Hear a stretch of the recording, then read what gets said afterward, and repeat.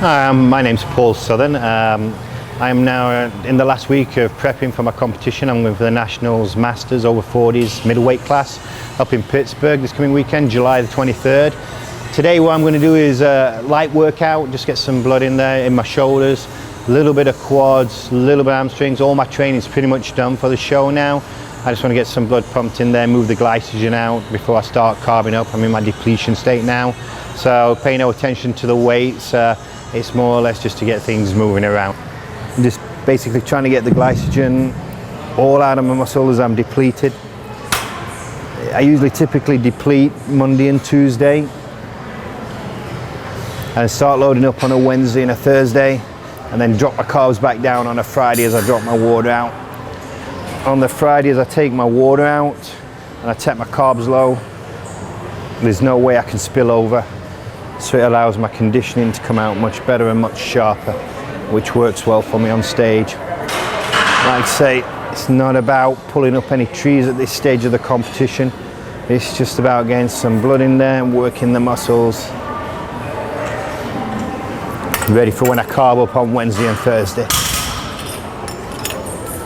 Right now when I train shoulders, I'm a big believer in little rest between sets and just feel each fiber fire.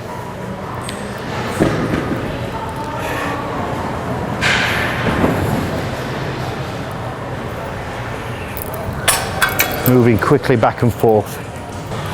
Typically do 12 to 15 sets once I'm warmed up, shoulders, and I do train rears on shoulder days rather than back days.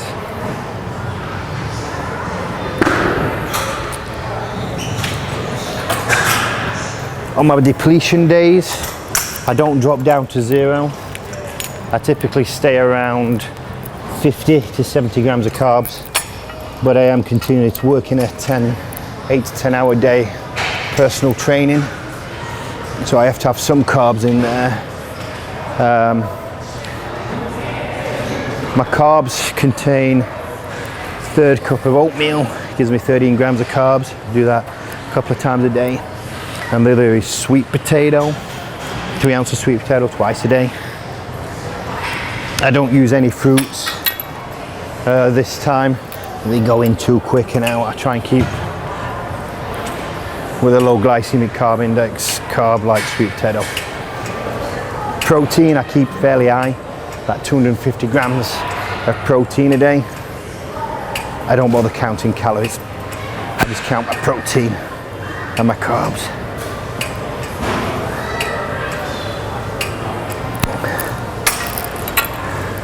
And moving on.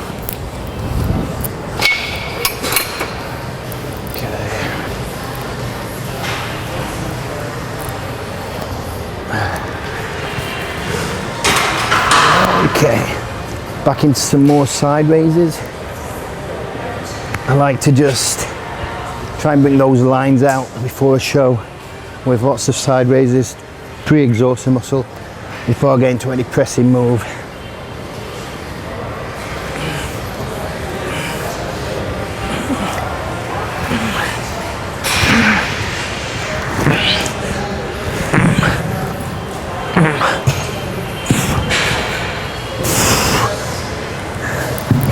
I like to take it to failure.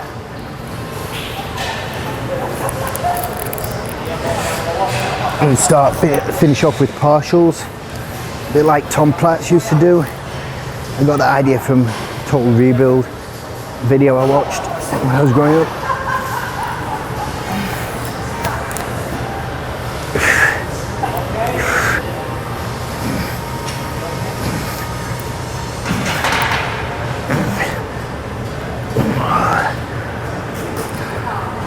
Step up in weight a little bit, see how we feel. I don't typically count the reps at this stage either. I just go to failure with it.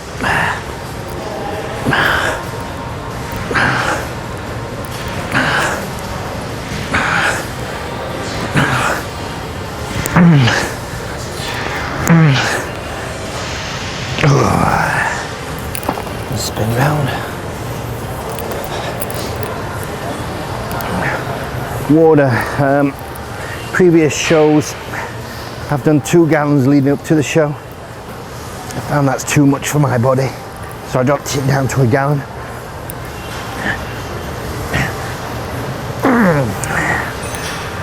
Until the Tuesday, and then the Tuesday I'll drop it down to 3/4. Wednesday is 1/2 gallon, 1/4 gallon on a Thursday, very little just sips on a Friday, and obviously nothing on show day, just rinse and spit. I found that works very well for me. I'll drop anywhere between 10 and 12 pounds of water. Contest time.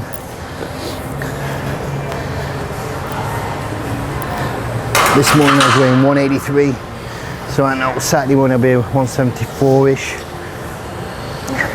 But weigh-in's Friday night, so 176 I should hit just fine.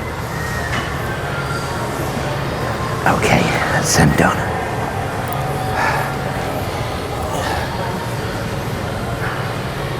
Like I say, it's not about a weight at this stage of the game.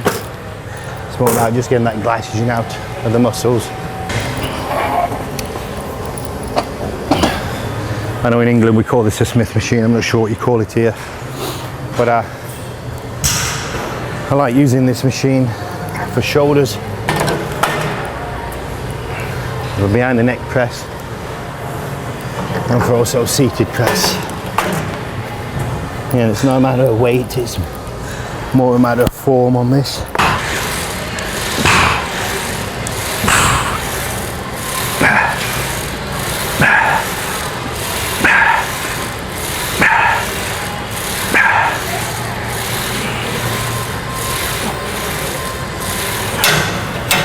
Put some more weight on.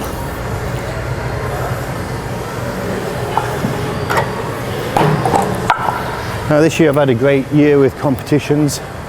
I've done 3 so far. I'm on my way to the 4th one. Nationals in Pittsburgh this coming Saturday. The other 3 different levels. I won all 3. I won all 3 overalls. I competed light heavyweight at the first one, but I changed my plans to go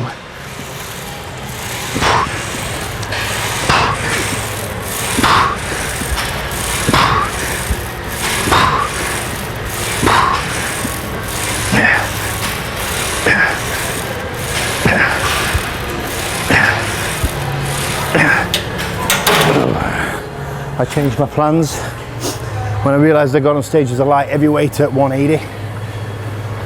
And my main goal was to go for nationals, that there would be 198 guys in shape there. Realistically, it would be hard to compete against those guys and for a chance of winning. When I could drop the additional 4 pounds and be a middleweight and be at the top of the class. So the next 2 classes after that, I decided that I would drop down the weight. I had a week to drop down the 4 pounds and go in middleweight, which I did at Deake's show, the Mid-Florida Classic, which I won the overall. And then the following week I went to the Tampa Bay Tim Gardner's extravaganza, which is a mixture of pros and amateurs. I won that and I won the overall there. But I found it fascinating being backstage watching the pros interact with NPC athletes, and they just get as nervous as we do. Thought it was pretty cool. Yeah.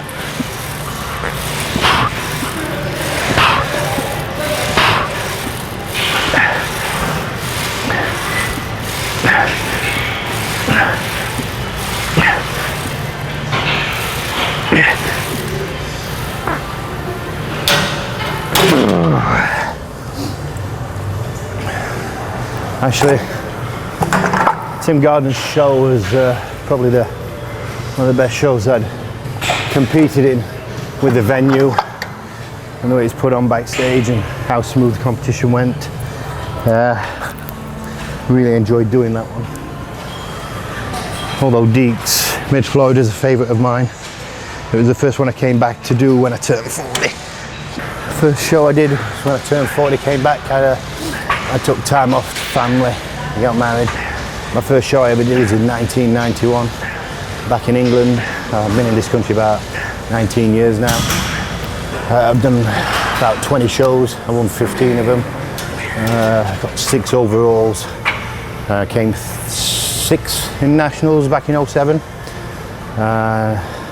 And there's 4 shows. I came nowhere, which happens to everybody. I've been personal training for about 4 years now. I love it. I love the opportunity it gives me to meet new people, and how you can actually have a job where you can change people's lives. Especially with being competing bodybuilder and being in the middleweight. I'm not like a huge guy, so they see me as a fit guy. So it looks attainable to a normal person on the street. They don't realise that I just get in really good shape when I step on stage and dry out good. And I'm a balanced physique.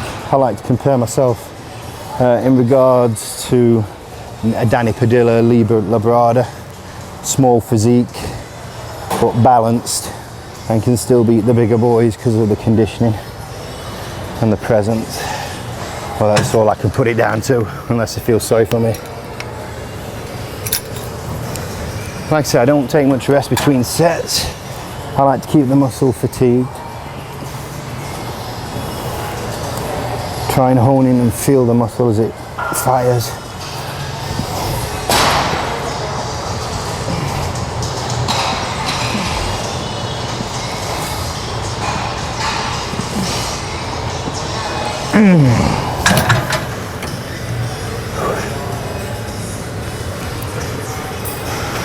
Before I came to this country, I was a coal miner for 10 years.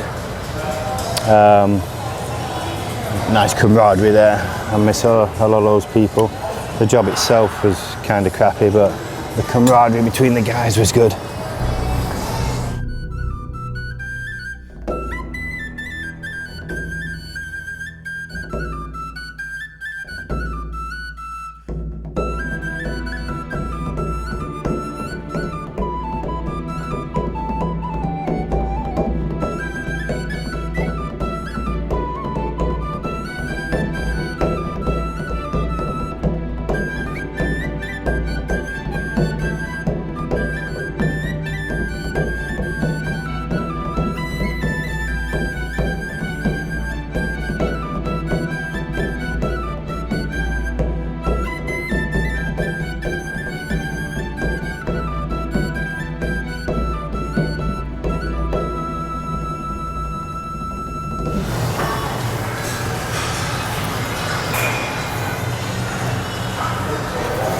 I just usually finish off with a little bit of iso tension at the end, just squeezing them, try and bring those lines out a little bit more, and tighten them up. And there we go, that shoulder's finished with. All I'm doing here, just putting some blood in the legs very lightly because it's Tuesday, I don't want to work them too hard. Just move that glycogen out, ready for when I carb up. You can see lines are all there, just ready to go. Just look a little bit flat.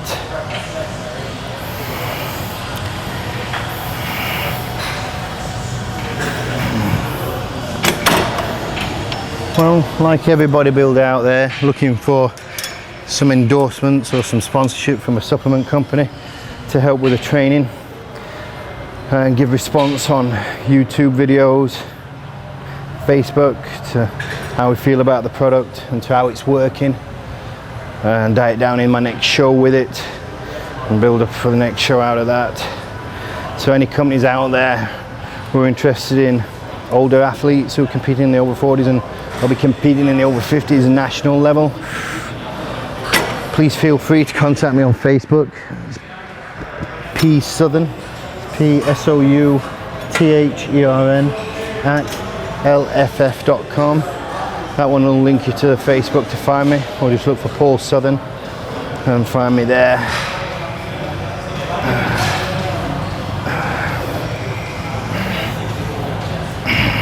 Here, the clothing company I like to use is Monster Clothing, as you can tell with what I'm wearing. I just find it's good stuff to wear outside of the gym. It lets people know I'm into my training without being too obtrusive with it. I love the shorts, lightweight, hard wearing, and just the Monster theme with a little bodybuilder down there, particular favourite of mine. And no, I'm not endorsed or helped through by Monster. I just like their clothing. I just thought I'd give them a little plug because I like the clothing. I initially started weight training to get away from smoking. I used to smoke to get a healthier lifestyle. Never had any ambition to compete, but you know how it transitions and then suddenly you start competing.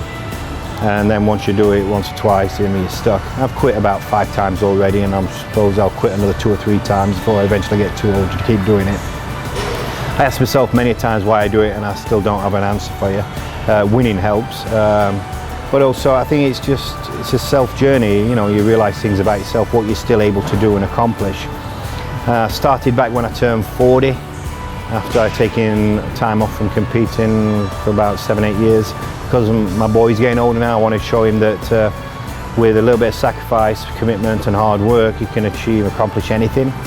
And I also wanted to show him that because you're in your 40s doesn't mean you're old and past it, you can actually still stay active. God blessed me with a couch potato and a video game player, so he's not very much into sports, which is totally opposite to me. But for some reason he enjoys watching me compete. He's very supportive, takes photos of the pre-judging, and it just connects me with my boy more. And he's actually started listening more of where I'm trying to teach him that hard work will pay off with his schoolwork and planning. Where I plan my diet, he's got to plan what he's going to do if he's not going to work out, he's got to watch what he eats. So he's about to turn 15, so I think it's important that he learns a healthy lifestyle before he gets away from him. Obesity is a big problem in this country, as fast food is so easy to come along. So that's one of the main reasons that keeps me motivated now, is to show him that no matter how old you are, no matter what comes up in life and how many times you get knocked down, if you pick yourself up, good things can still happen. And that's what keeps me going now.